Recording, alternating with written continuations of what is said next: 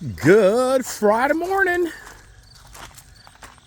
It's Ice Age TV. And what is the theme today? And what are we doing today, right? Boy, I tell you, people think I'm nutty.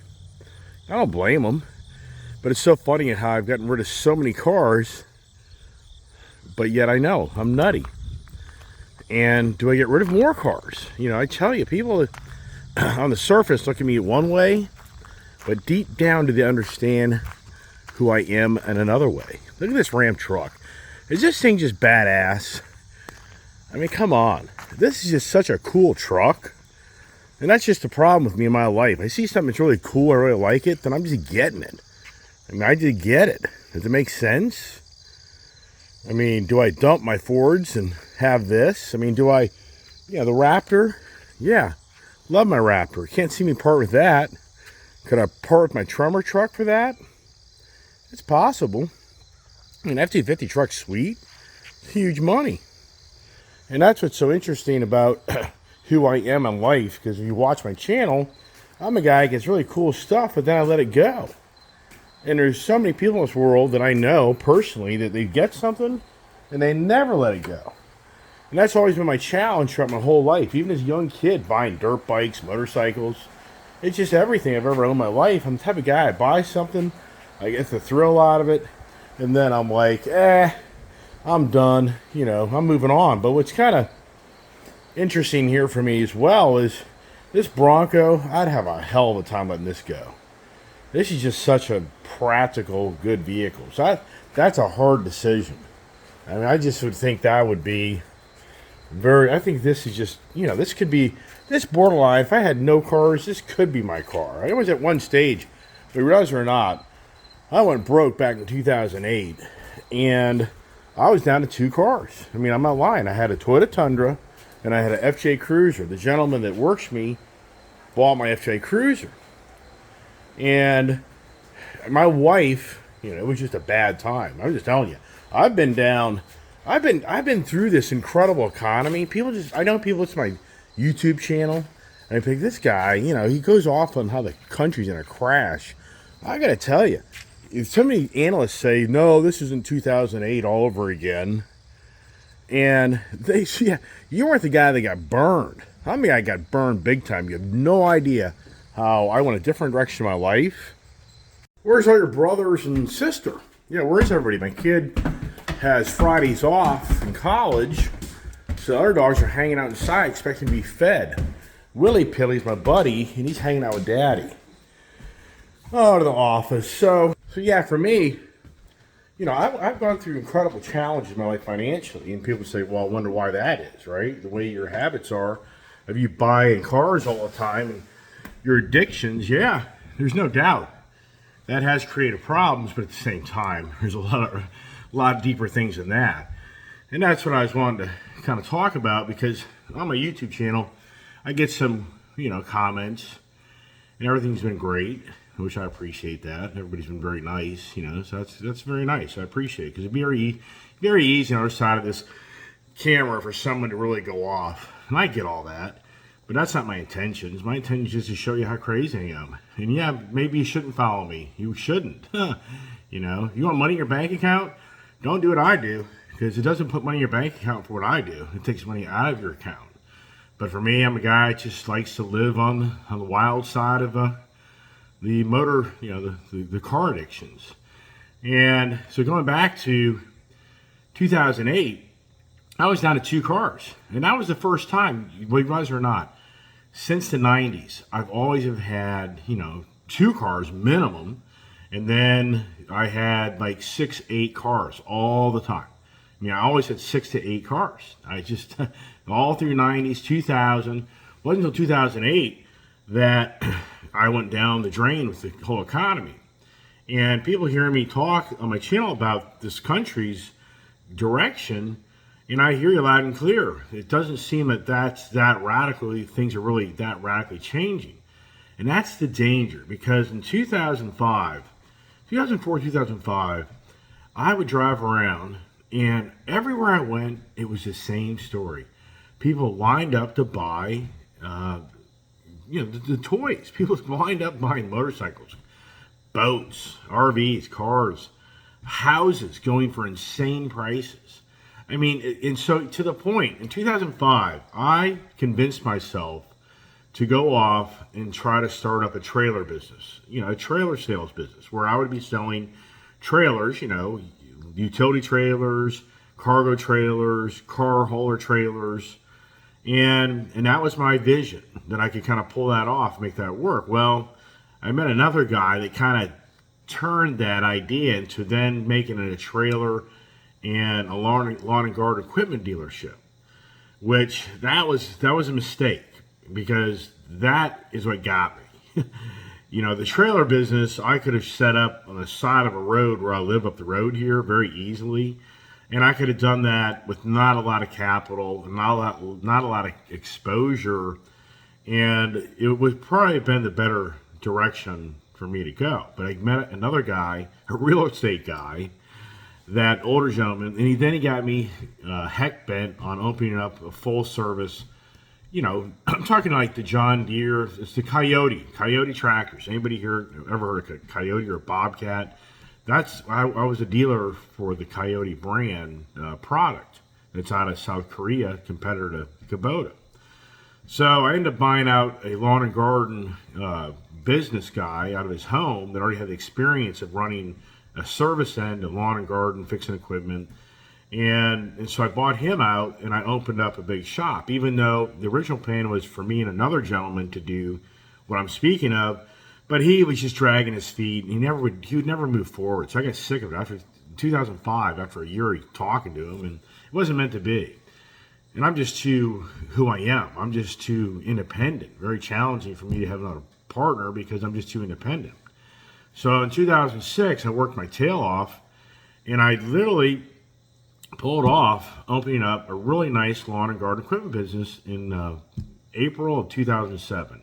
I started, actually it was January of 2007 that the location came available when the other renter left. So I had January, February, March to build out the building, and then to accommodate me to run my business out of this building. And boy, once I got going, it's incredible of all the negativity and all the bad things that happened. I would spend the whole morning telling you stories about how the landlord was a crook that didn't even have the building zone for what I'm doing, how the other tenants in the surrounding area were fighting against me because I had equipment out and about that they claimed were taken away from their business. I mean, it's a list beyond a list beyond a list that you would think I'm making this story up. So in April of 2007, I opened a business up, and this is no lie. And I wrote a business plan, and I had to go borrow money. I had to go borrow money and leverage things. Very challenging to open up a business. I basically needed, in so many words, like $500,000 to get this thing going. So I had cash and I had money that I had to put into it, but then I needed to get a credit line to help build the business up. So April of 2007, I opened the doors up, and I do $350,000 in gross receipts the first month. That's insane for a small business. So April and May, incredible business. Beyond, we had so much business we couldn't handle the business. I couldn't hire people. This is no lie. My challenge was finding people to work in 2007 and 8. You couldn't find people. You couldn't find good people. And then you had to pay them a bloody fortune to work for you. No lie. I'm not lying. I'm not making stuff up. So just incredible challenges. So really was just brutal that just killed the business right out of the gate was we had the driest summer in 2007. You look it up, the DC, the Mid-Atlantic area, East Coast, had the driest summer ever recorded. So what does that do to a lawn and garden business? That lawn and garden business, why are people coming to get their lawnmower fixed if the grass doesn't grow? People don't want to spend money on things that they don't have to. So for us, we were busy as all get out from April, May, June into July. It started slowing down because it quit raining in the first part of June. So June, July, August, nothing. It did not rain. I'm not embellishing here. September, it was the driest summer on record. So for me as a business owner, it's like, oh my gosh. And I've started businesses before, and I started my career, and I've had the dark cloud over my head, and I've gotten through it. And that's a challenge. If you're an individual who thinks you can go off and create your own business and it's going to be all beautiful, it's challenging. You may be lucky, and you may just be that lucky person in life where everything just goes gravy. Okay, that God bless you. I hope it does. But for most people, it doesn't. Most people don't make it. It's a huge statistic of small businesses going out of business. So for me, here we are in the summer 2007, driest. Landscaping company guys literally were going out of business because they're not cutting grass all summer. There's so many other businesses that get impacted by this. Well, here's the next thing. September 2007, the foot traffic, and even though it was dry, the fall months still bring in business because the fall months is still about the leaves falling. You sell blowers. People, and the rains kind of started coming back a little bit. Nothing radical, but anyways, September 2007, it's like the lights turned off. It's like the foot traffic and people just disappeared. Because remember, I'm selling trailers. I'm selling utility trailers, dump trailers, nice trailers. SureTrack was a company I buddied up with out of the Midwest. And I had big tractors. People buy big tractors not to cut grass. They're using them to bulldoze their property or, snow plow removal in the winter months. Gardening with them. So there's a lot of things that people buy a tractor for. It isn't related to cutting your grass. So literally, I had utility vehicles as well, and I had implements for the set above mentioned. About having a big tractor for tilling and grading and so in bush hogging, and because some people buy a tractor here and take it down south to their property where maybe it is, or the north where it's raining. Who knows? So anyways. The lights turned off in September 2007.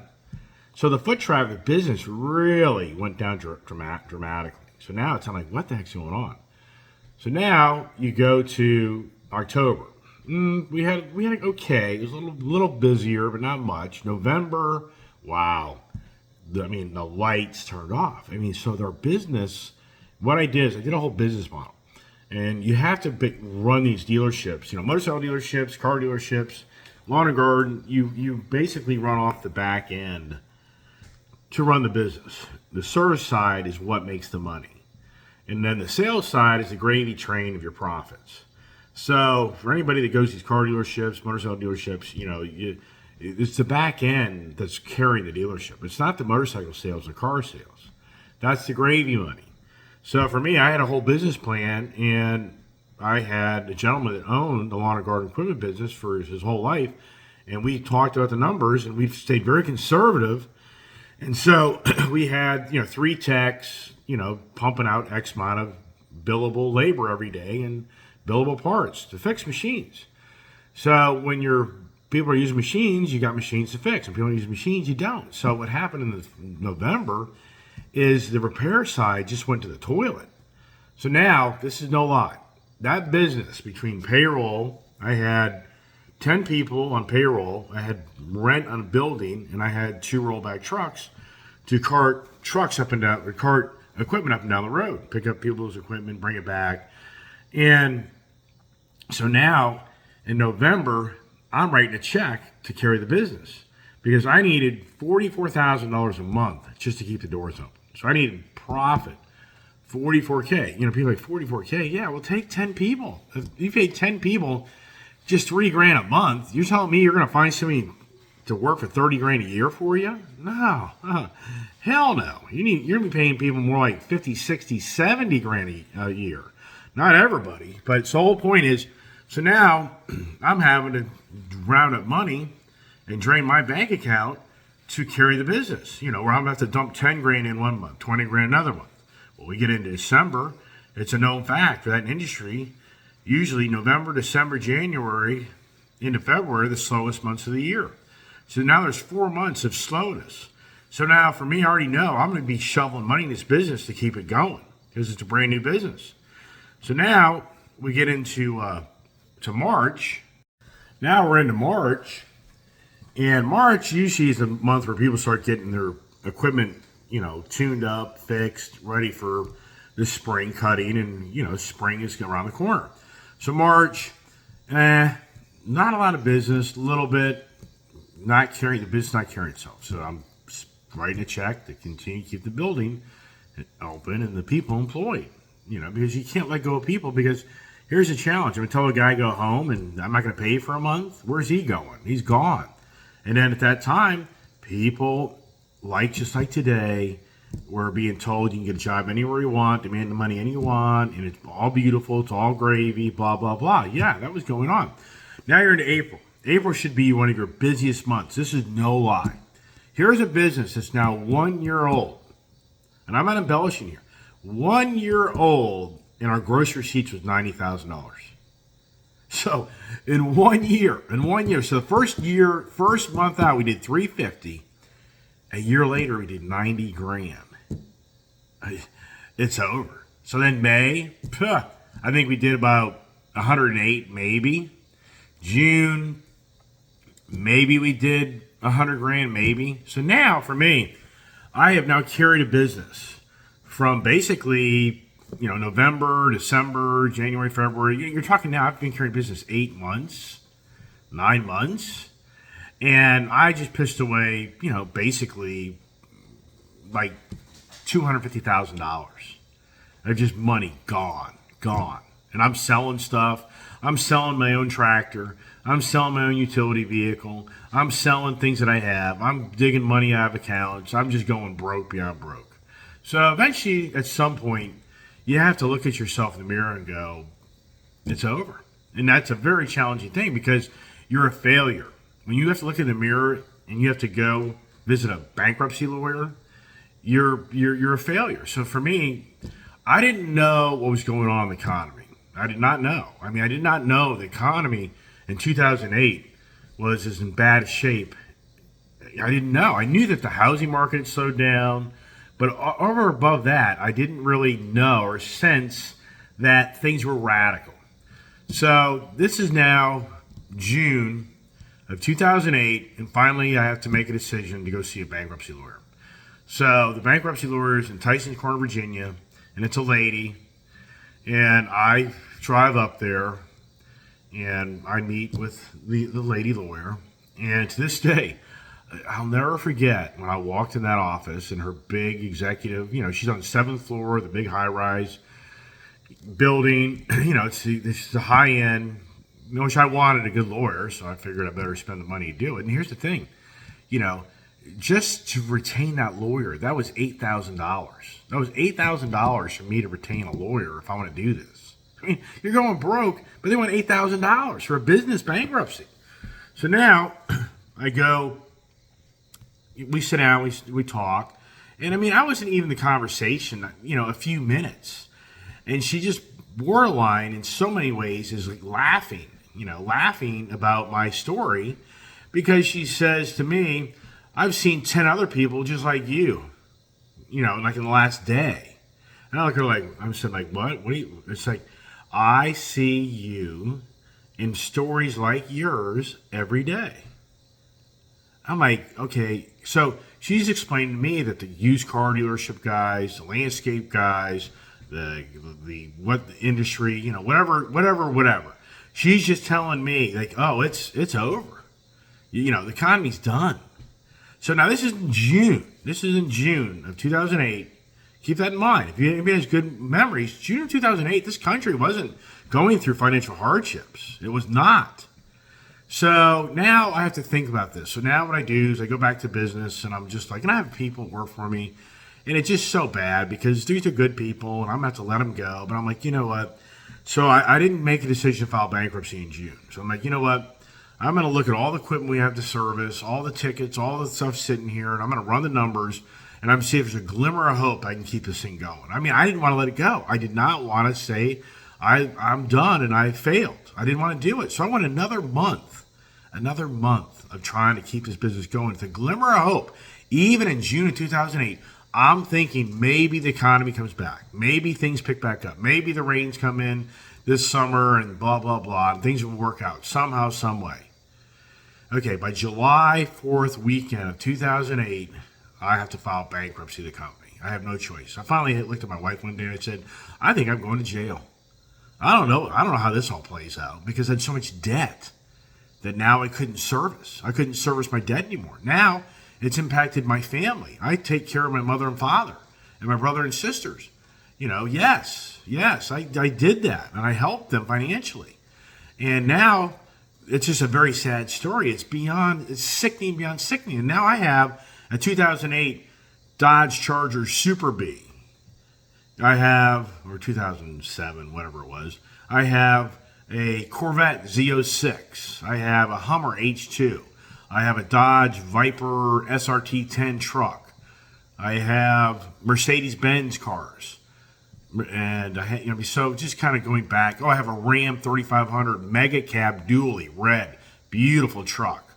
I have a Ram 2500 Power Wagon. I have tractors and ATVs, and so now in the state of Virginia, you can't start over with more than $4,000 in assets. Yeah, okay, but we're not at that story yet. We're just now talking about the business side of me now having to go through a bankruptcy. So I remember the 4th of July weekend. It was a Tuesday. I think 4th of July was on a Monday or something like that. So now, for me, I don't know if people get radical. So I had my father there. I had another friend there. Just because you don't know what people are going to do. I mean, it's not, you're telling people they're laid off. You don't know what's going to happen. Oh my gosh. Payroll taxes will kill you. Kill you. Yeah. Don't pay payroll taxes. You're screwed. Yeah. Those never go away. You have to pay those. Yeah. Ask me how I know. And we try to manage your cash flow and paying payroll taxes. Don't do it. Don't do it. I read people all the time in the paper. They have the IRS come get you. Yeah, ask me how I know. So, anyways, see now in July of 2008, I think it was July 8th that I closed the business. I'm telling 10 people that it's done. Economy's done. Country's done. You have not even seen anything yet, and they're all looking at me like, this guy. They're just all looking at me. They're looking at me like you're just bad. You're closing the doors on us. Why? They don't get it. They don't get it that the money's not coming in. They just don't get it.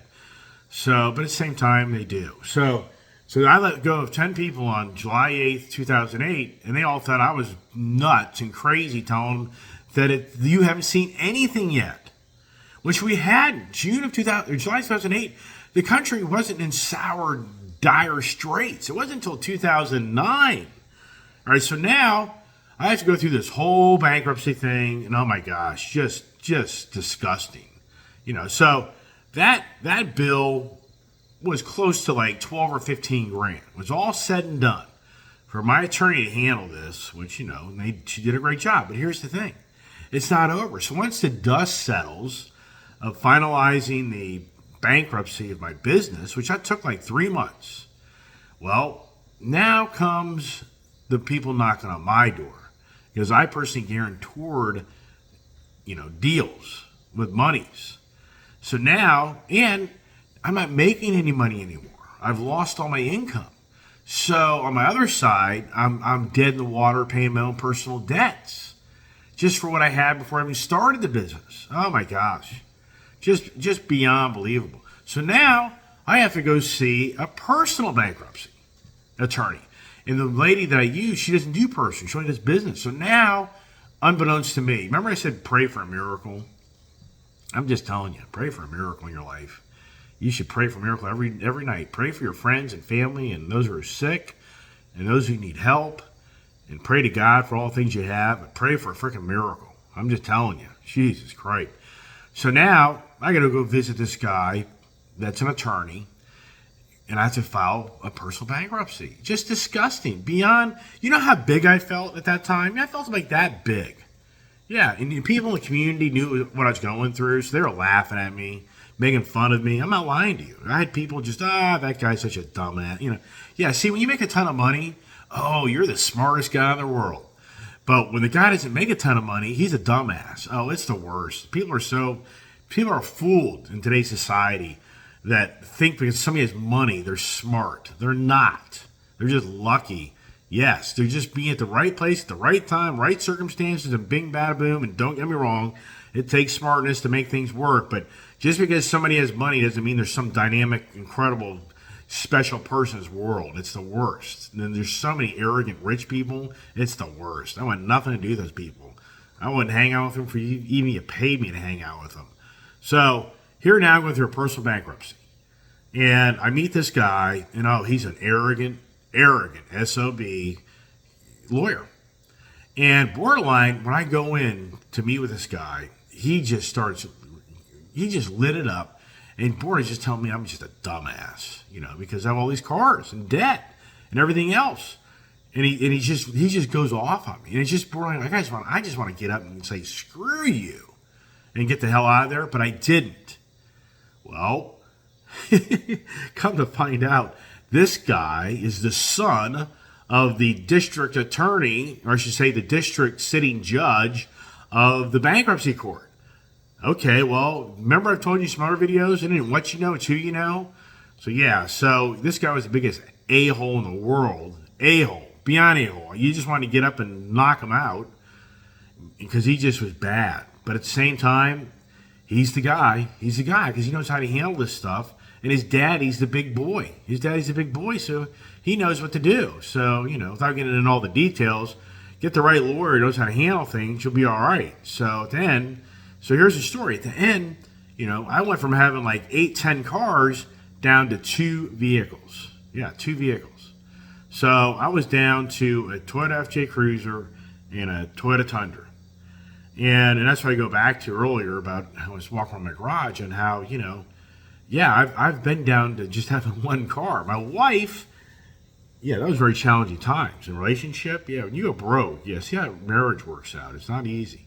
So my wife was in love with that Toyota Tundra truck, but I needed that to work out of. I needed that for me as an individual, but she wouldn't give it up. So I'm driving around with a little trailer behind my FJ Cruiser. I'm not lying to you. I went out and bought a little utility trailer, and I'm out, trying to make a business and start over again in my life. And oh my God. But my wife, she wouldn't let go of that Tundra. I mean, she drove it every day to work, and so I was just like, okay. So the FJ Cruiser, I turned that into my little pickup truck, utility truck. And that's what's happening with that Bronco.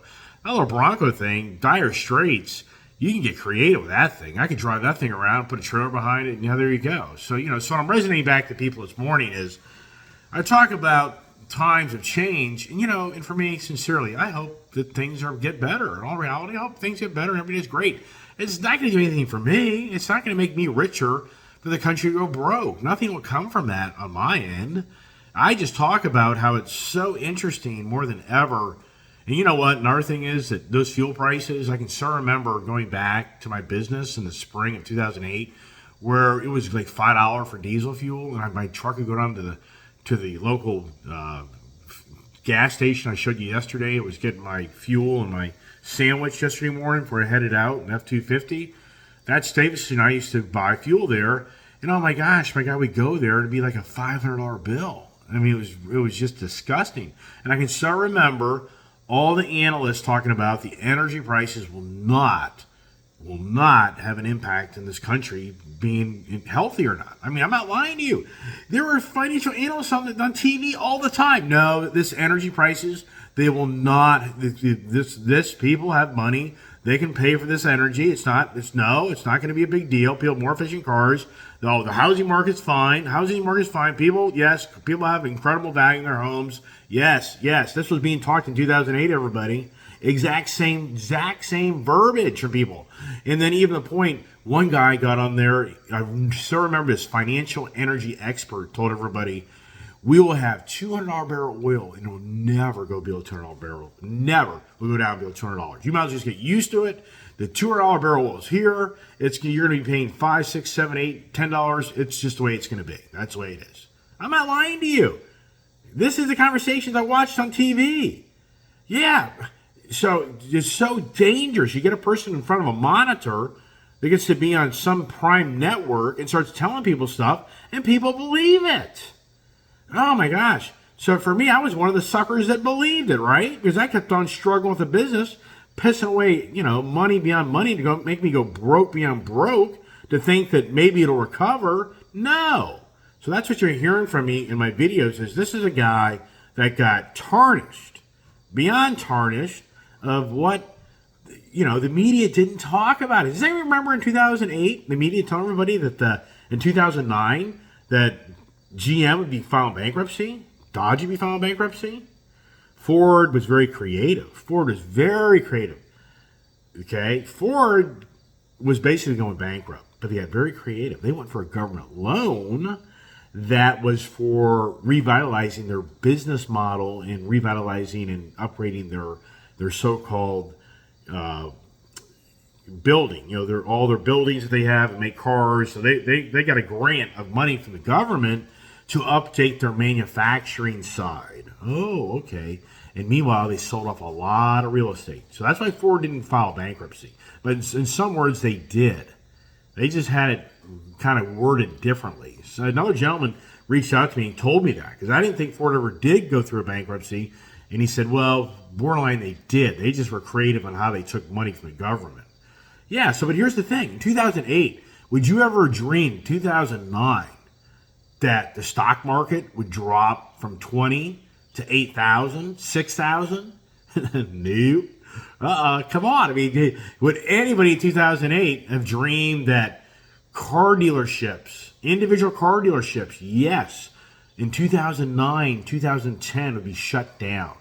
That the government took control of Dodge and General Motors and they weeded out all these local dealerships. People forget all about that. I had personal friends that had lucrative, profitable Dodge dealerships that were shut down, that lost their franchises because the government controlled Dodge's assets and controlled what they could or couldn't do. So they wanted to thin out the dealerships. General Motors did the exact same thing. My local Chevy dealer here in Leesburg was destined to be closed, done. And just at the last minute, they were able to somehow to finagle that. There's so many things going on behind the scenes. Whoever had money, and what's incredible, I saw the big guys gobble up all the territory of these little guys, and now they control these Dodge dealerships and Jeep dealerships, and same thing with General Motors, the Chevrolet dealerships. There were a bunch thinned out of those as well. So, I mean, anybody that watches my YouTube channel that has a friend that was in the industry back in 2009 and 10, they know this language very well. But the point is, in 2008, when we had very high fuel costs, a very expensive labor cost, and housing was still very expensive, and we had a very healthy stock market, what happened in 2009? Why in 2009 did everything come to a grinding halt? All right, everybody. Hey, it's the Friday Adventures. What are we doing today, right? Well, I got to take the Ram 2500 truck back to Coons Baltimore Ford because I got to get my Ford F-250 truck. Yeah, I'll walk in there and say, how much you give me for that? Ooh, yikes, right? And so, ooh, that's dangerous. Yeah, me, you know me. Don't do it. So, we got to go get that. I got to run a business. I got a ton of other things I got to do. I just want to make a Friday morning update, Friday morning lecture, Friday morning infotainment, information for everybody watching my channel. And, and great comments, people reaching out, asking questions. And I think it's really great that people interact on my channel. I love responding to interact. And you know what? There's one gentleman that's an electric vehicle subscriber. You know what? I'm really impressed because I thought he left. And I'm so glad that he watches my channel still and he chimed in because you know what? He did a great job. He responded about my criticism of EV vehicles. And that's a great thing about me in life. I love to hear information. I'm not going to argue with you. I'd like to talk to you. And how we talk to each other is we come to closure on what makes sense. So this gentleman reached out and said, you know what? You were kind of saying all stuff about EVs aren't efficient, blah, blah, blah, blah, blah. And then he brought up in a comment that, you got to step back for a second. The maintenance side on electric vehicles isn't like an ICE car. I was like, you're right. He's right. That's exactly right. So on that aspect, an electric vehicle is far cheaper to maintain. And what's so funny is yesterday, my last video I made late last night, I drove that electric Mach-E Mustang. I love that thing. I love that thing. They're great. I am not against electric vehicles. That is not my message to anybody. What I am against is the governing world bodies forcing people to convert to another different form of transportation.